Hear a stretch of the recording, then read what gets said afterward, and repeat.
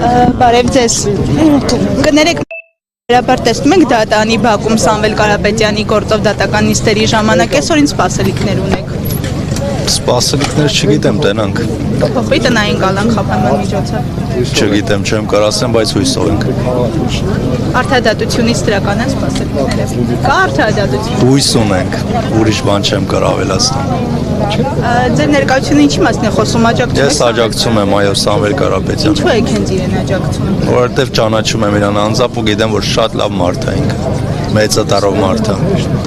Փաշինյանն այսօր ազգային ժողովում ասում էր, եթե ուժեղ Հայաստանը ԲՀԿ-ն անցնեն Հայաստան, նշանակում է այսքան շուն ու շանգյալ կա Հայաստանում։ Կներեք շուն ու շանգյալը Փաշինյանը է, իրանից ընդհանրապես չեմ ուզում խոսալ։